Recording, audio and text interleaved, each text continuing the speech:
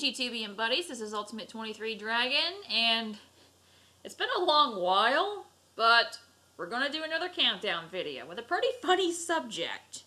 Before I begin, though, I noticed that in the last video, my Casey Kane health concern video, that a couple of you noticed that the scenery has changed a bit. Well, quick little update to that. Last year, in my Carl Edwards WTF retirement video, I mentioned that my boyfriend and I were finally on track to get a place of our own. This is it.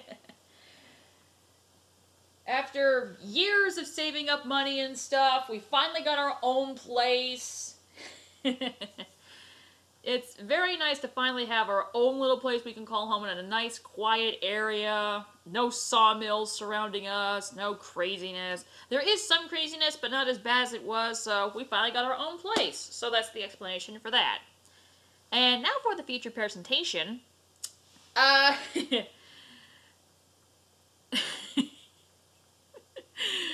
found a story one time doing random searches on my drivers. And I found a very funny story that, to me, I do not think was true. Ain't no way. So, what happened is, in this story, I found pictures of what was supposed to be a second team for PPI Motorsports, if you remember that team. And, what happened was that Cal Wells was thinking of reviving the 96 car, most known for his failed attempt to guinea pig Andy Houston. And the driver he was going to try to get to drive the 96 when he tried to revive the car in 2004 was, of course, the top guy of the NASCAR dozen, Johnny Benson, after he was ditched from Phoenix Racing for absolutely no reason. And the sponsor they were trying to get was MTV. So, my thought process of this is similar to one of the comments I'd seen to said story. And this is essentially my version of it. Johnny Benson plus MTV doesn't mix. There's no freaking way. When Andy Houston was sponsored by McDonald's, he admitted that he ate at McDonald's very little. There's no way I can see Johnny Benson doing anything with MTV. And that got me to thinking of some other WTF sponsorships throughout the years in NASCAR. So, this is essentially the top 10 countdown of that. Now, before we begin, I will say right now that Hooters did not make the cut. Yes, they sponsored multiple drivers over the years, and yes, the thing that Hooters is most known for does not correlate with any of the drivers. But there's two reasons Hooters does not make the list. A, its success with the late Alan Kawicki, and B, this top 10 is actually all worse than that. So, without further ado, this is Top 10 Countdown. WTF driver sponsor combos. And yes, these all actually happened.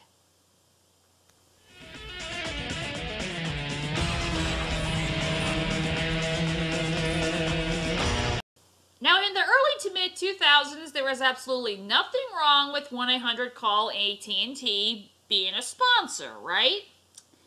That was until you saw the paint scheme.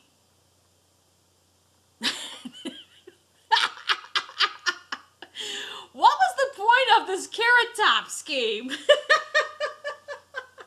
And it doesn't help that the driver that they got to be involved with this was Kenny Schrader. Now, if you had gotten maybe Boris said to drive this car and dye his hair red, that could have worked, but Kenny Schrader, okay. But yeah, this was a thing in the Cup Series for a little bit, and it's arguably one of the most WTF paint schemes ever, which makes this one of the most WTF driver sponsor combos ever by default. Oh boy. It only gets worse from here, folks. It only gets worse from here.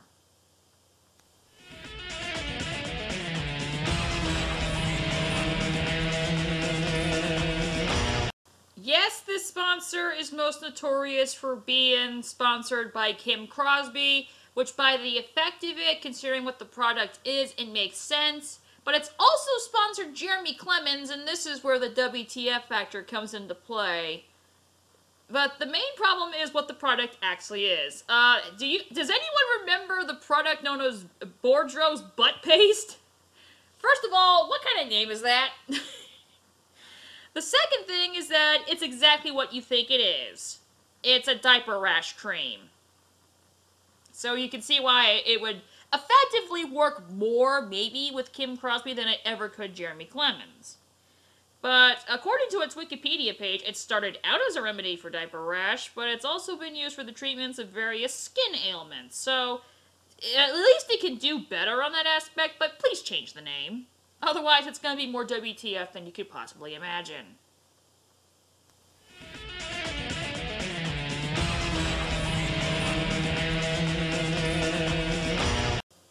Really? I gotta cover this idiot again? Alright.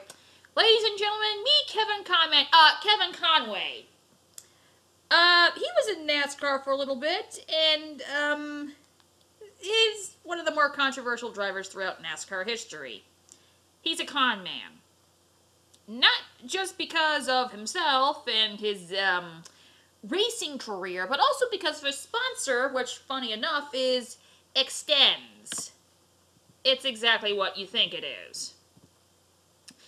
Kevin Conway and ExtenZe has scammed multiple teams out of money, and that alone makes it more WTF than you could possibly imagine.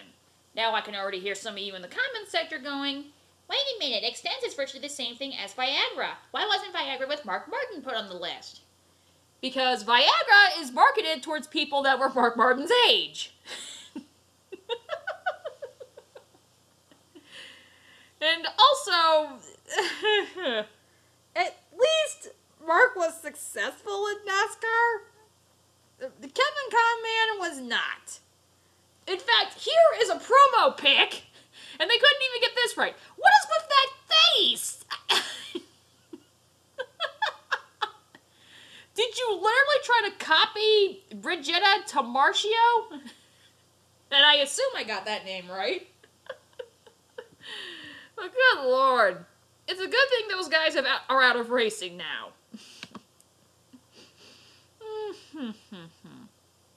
Yeah, because ExtenZe extended its way to the controversy department, as did Kevin Conman. That's why I call him Kevin Conman. Just bad. Very bad.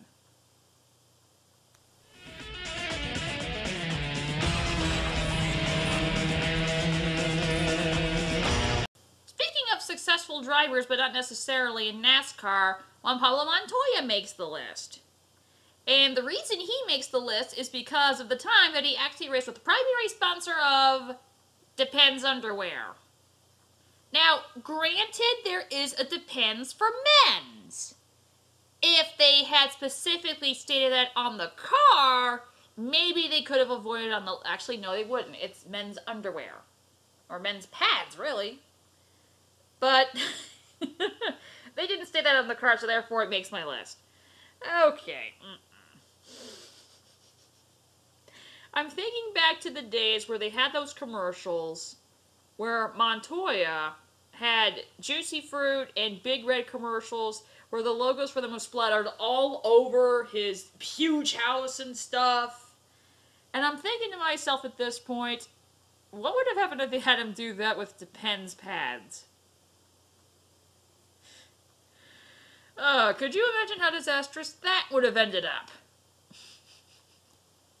But seriously, there are some drivers that could use Depends as a sponsor. He's not one of them.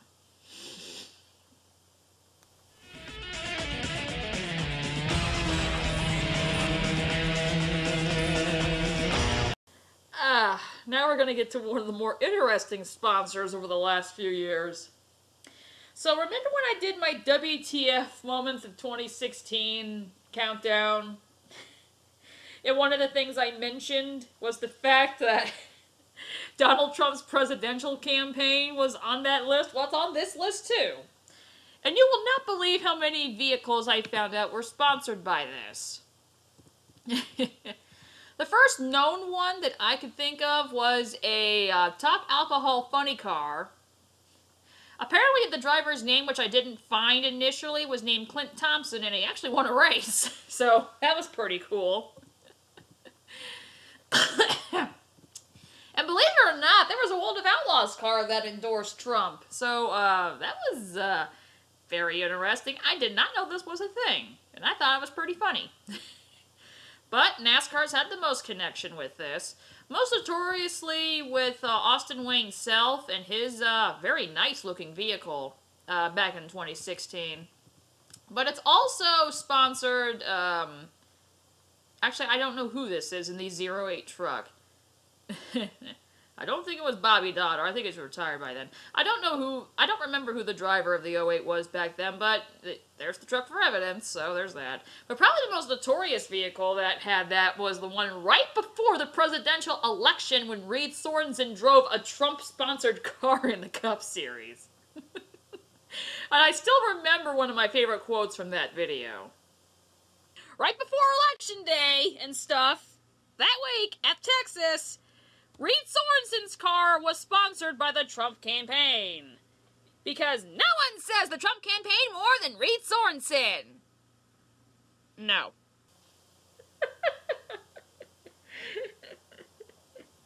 But it is pretty funny the fact that there were at the very least 3 different forms of racing with the World of Outlaws, the NHRA, and NASCAR, which had Trump for president sponsorship, and he ends up the president.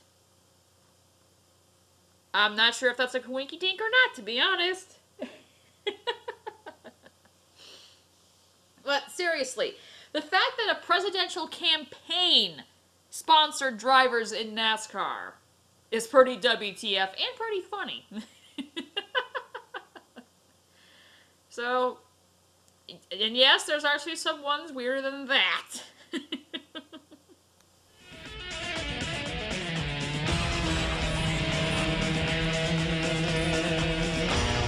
So as you can tell by my intro, wrestling is another one of my interests all throughout these years. And believe it or not, wrestling has been involved in multiple forms of auto racing as well. Now, probably the most notorious one was when they were involved in monster truck racing. In fact, I think wrestling of all forms were really a huge factor in the late 90s, early 2000s. And the main thing that is remembered throughout the wrestling world in terms of racing is the Austin 316 monster truck. But there were other monster trucks that involved wrestlers. For example, there was this Undertaker truck, which I definitely do not remember. And you can tell by the WWF logo just exactly how old this was. Yeah. But probably the most famous Monster Jam monster truck related to a wrestler was Tom Mentz's Goldberg truck, which you now know today as Maximum Destruction or Max D. But Monster Jam is not the only form of racing that has been involved with the wrestling business. Probably the most famous in terms of success was when the NHRA Funny Car division was involved in this. When Jerry Tolliver, Jim Epler, and Tony Bartone each had sponsored cars, respectively from Stone Cold Steve Austin, The Rock, Kane, and Triple H. There might have been a few others, but I couldn't find them. But don't worry, NASCAR also got involved in this. In fact, they, actually, with NASCAR, it wasn't with WWE. And I'm not counting that time that WWE was an associate sponsor. And this is pretty funny because Johnny Benson's involved.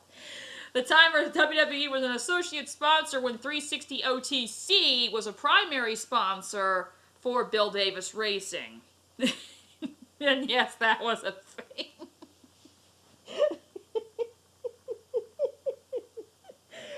actually have a picture of Johnny with a 360 OTC uniform and the WWE logo was on it.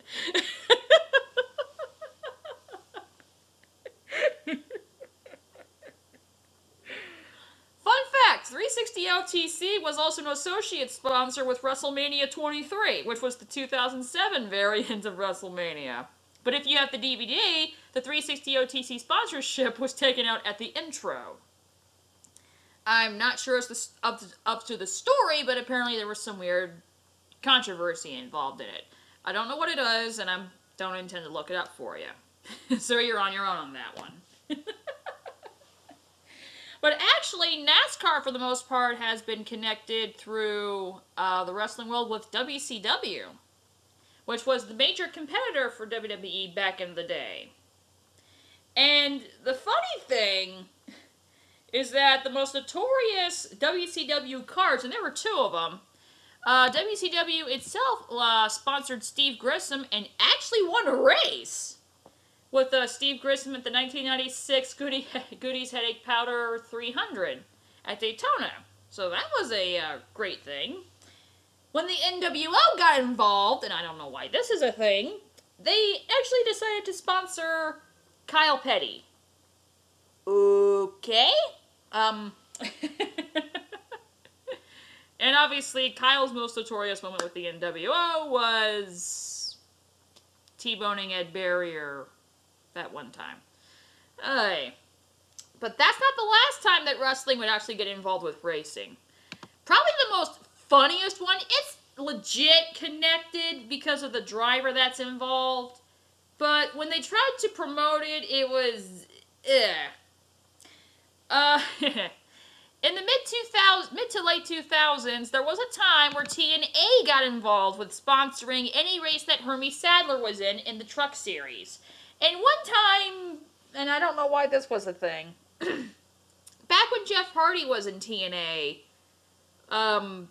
they had Jeff do his own special paint scheme with them. Oh boy. And I'll be honest with you, Jeff Hardy is not close to being a favorite of mine. I always thought that Matt was the superior Hardy over Jeff, even back in their early WWE days. Woohoo! Jeff is more of a daredevil than Matt, so he's the popular guy. No, he's not. To me, Matt's always been the better of the Hardys.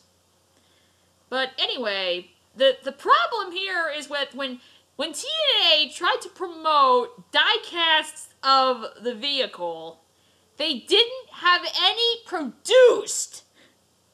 So they did this. Folks, it was Friday night. It was May 21st.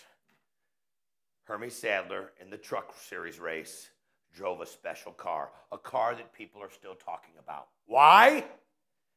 Because Jeff Hardy designed the hood. Jeff Hardy. Folks, let me show you what you're going to get to order. Now, I've been selling these items for over 20 years. They are die-cast cars or trucks. They are 1/24 scale. This is just a sample of one to show somebody what they look like. They're authentic in just about every way, even in weight distribution for the size. It's unbelievable. Here's a plain white Chevy truck right here.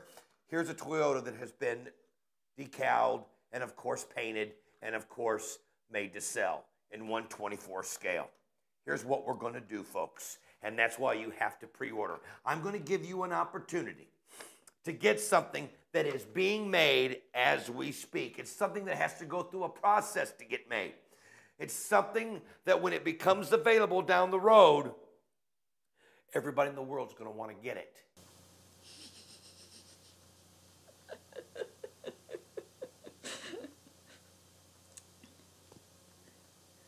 TNA and NASCAR coming together was not a good idea. It also reminds me of that time in 2007. I think it was 2007. Was it 2007 or 2008 this happened? No, I think it was one of those years. But they actually had the idea. They were in the Daytona area for an episode during Speed Weeks. And they had a triple threat match between the Rock and Rave Connection, I think that team was. Oh, God, that was horrible. And then they had LAX, the Latino American Exchange, come out with Juan Pablo Montoya. And then they had the Motor City Machine Guns come out with Reed Sorensen. Now, here's my problem here. The Motor City Machine Guns is from Michigan. Reed Sorensen is from Georgia. There's no correlation there. Now, I don't expect Johnny Benson to get involved in this, but you would have thought they would have brought in either the Keselowski brothers or maybe Jack Sprague. But Reed Sorensen? Really? Ugh. And if you manage to find that match, you will see Juan Pablo Montoya give the weakest chair shot in wrestling history. But yeah, TNA, at least WCW and WWE have had some success with racing. TNA did not on all fronts. And I'm not counting that time that Hermie Sadler actually beat R-Truth in a match. By disqualification, but still. And that's my random rant for the day. Continue.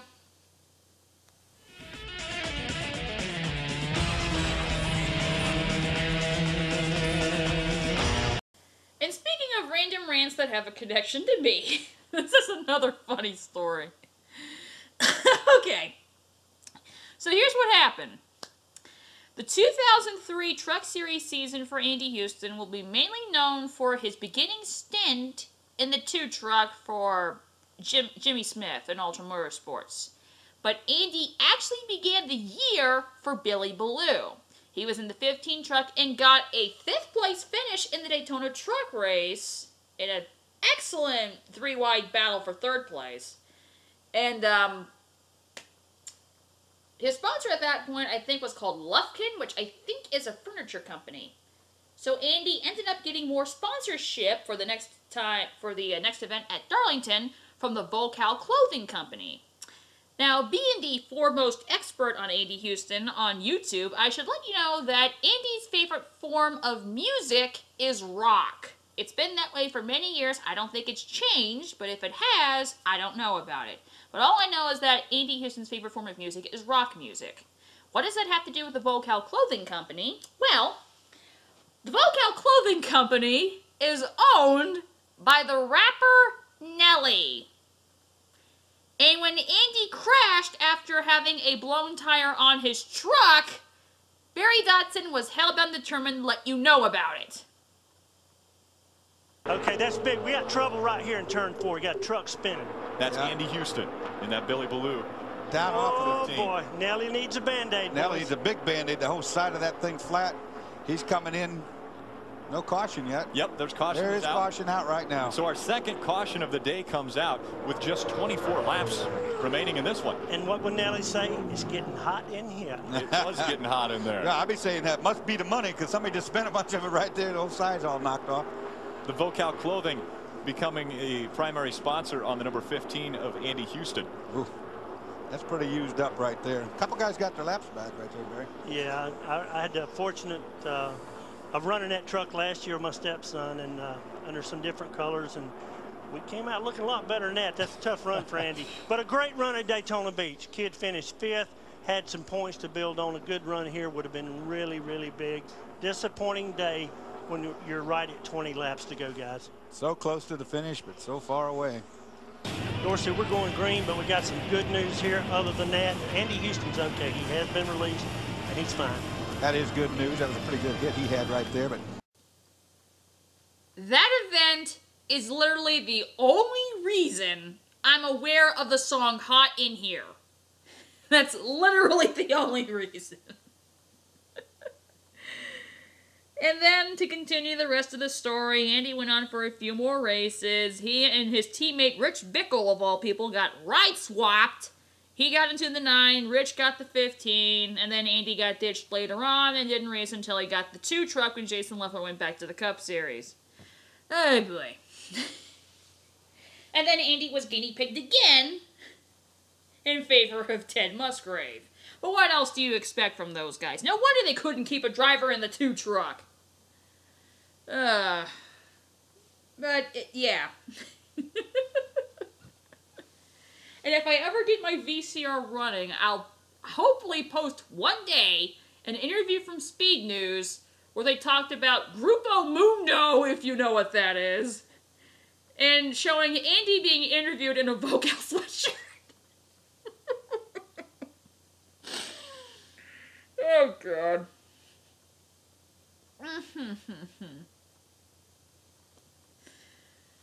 How does it get weirder from here?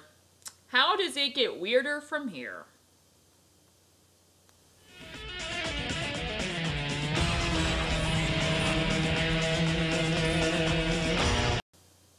There are some drivers throughout NASCAR history that I can legitimately see being sponsored by the Cartoon Network. Robert Presley is not one of them.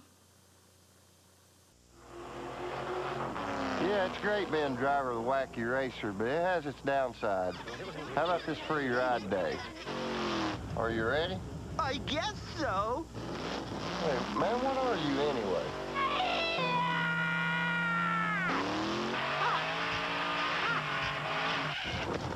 Hey, Greg, that dog's got some weird fluid leak. Hey, look at me, mamacitas. Are you sure this is safe? Is this speed legal? Let me out of this thing. Whoa! Oh, mama. I would have definitely put in more solid fuel rocket propulsion with nuclear transmitters and electron-induced injection systems. What you have here is so... I'm surprised you even need a... Yeah, I guess they are kind of pretty, especially this one. Turret.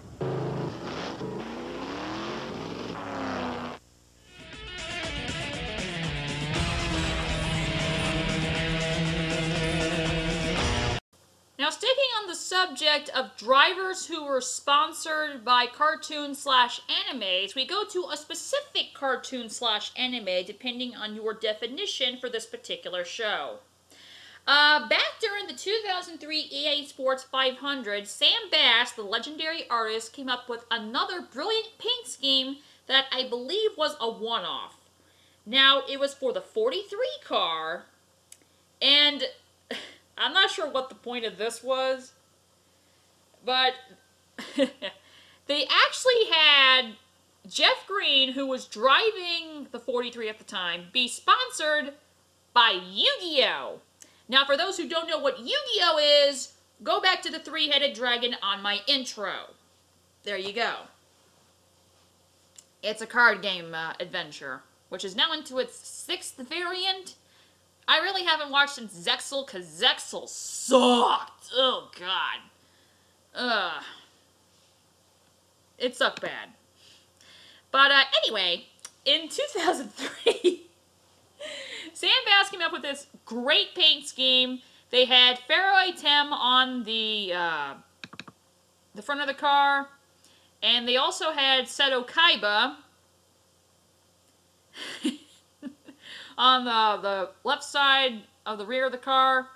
And to no surprise, they tried to make it sound like that it was regular Yugi Moto instead of Pharaoh Tem. They always get that mixed up, even in conversations today, even amongst the experts. There's a difference between Yugi and a Tem.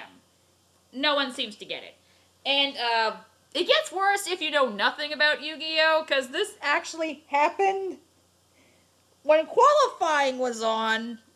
Good luck with the Fox crew trying to decipher all this information. And remember, he does know about winning poles at plate tracks, sat on the pole for the Daytona 500. Well, if paint jobs mean anything, that car is going to be fast. That's pretty cool. It really is. When he came through garage today, I mean, it really caught my attention. That hood is pretty dramatic. This was a paint design that was designed by motorsports artist Sam Bass, who does a lot of paint jobs for many of the Winston Cup teams. Welcome back to Talladega, where Jeff Green has the Petty's number 43 Dodge. This is the Yu-Gi-Oh! Paint scheme, a popular animated TV show and trading card game. Got Yu-Gi-Oh, guys. Is that it? Yu-Gi-Oh? It means let's duel Yu-Gi-Oh. I've heard it say Yu-Gi-Oh! I've heard it say Yu-Gi-Oh! So yeah, it's kind of like you're talking to a 5-year-old or a 12-year-old. On one side is that guy. I'm not even going to try to say it. And on the other side... And you would be in which category, Jim? It's his main rival. And I'm not trying to say his name either. It doesn't matter. Pokemon was so easy to say. I don't know what happened. Pikachu. That is quite a busy paint scheme right there. Wow.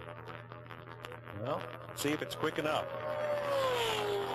And again, Robbie Gordon is locked into the field. These drivers crawling across the top of the screen are headed for provisional land or home. Jeff Green, white flag lap 38. And he should get enough of a pickup to make the race. 51.47, so if he picks up about 7/10, he'll be pretty strong. But Dave, can you help us with this paint scheme? One of those kids down on pit road can help us. Yeah, I checked with a 10-year-old, and according to a 10-year-old, it's Yu-Gi-Oh! And so what is his rival's name?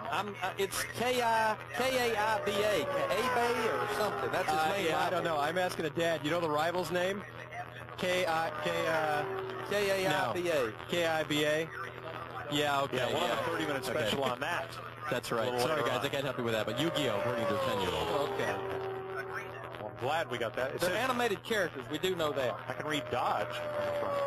Right now, Jeff Green right now is doing a really good job of getting this number 43 car in the race. So it's going to be a good run. 13th quickest. 50.86. And Matt, Yu-Gi-Oh, Yu-Gi-Oh, what is it? Yokomo. I think that means the fastest guy in practice, Chad Knaus's car, driven by Jimmy Johnson. The funnier thing to me, more than anything, is that this was in 2003. If I'm right, this was either towards the end of the first variant of the season or the beginning of GX. And I'm thinking it was near the end of their original run. Because if it was GX, they would have featured Jaden and Zane and all those guys instead. But, this was hilariously ridiculous. Because there actually is a Yu-Gi-Oh! Variant that actually involves vehicles. It's called Yu-Gi-Oh! 5Ds. And now what I'm thinking is, why didn't they have a character based off Jeff Green? Could you imagine if Yu-Gi-Oh! Actually did that? They have a car, they have a character based off Jeff Green. What would that be like? The closest character I could think of is probably Hunter Pace from 5Ds. He was a Supreme Grand Champion back in the day, and now he's relegated to losing all the time. Especially the Jack Atlas and Yusei Fudo, if you remember those episodes. So maybe that's the closest thing to a Jeff Green character we have? I don't know. I'll stop.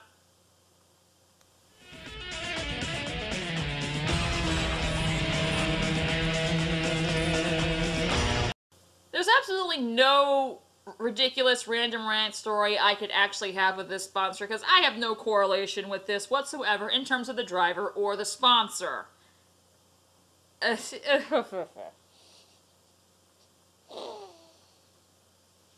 Once again, this goes back to the Boudreaux's butt paste story because there are certain products, and realistically the Depends story as well, there are certain products I can see endorsed by certain drivers. Now, if you were endorsed by a perfume-like type of product by a massive female celebrity, you would expect it to be endorsed by a female driver. So imagine our surprise when Kim Kardashian's Sephora fragrance was, and that car sponsored Mike Bliss. That, I cannot come up with a more WTF sponsorship that does not correlate with the driver at all, other than that one. Why is Kim Kardashian even connected with NASCAR? Donald Trump was bad enough. Kim Kardashian? Oh, God. At least Donald Trump is somewhat popular with some people in this country. The Kardashians, forget it. Just, oh, God. Why was this a thing? Why was this a thing?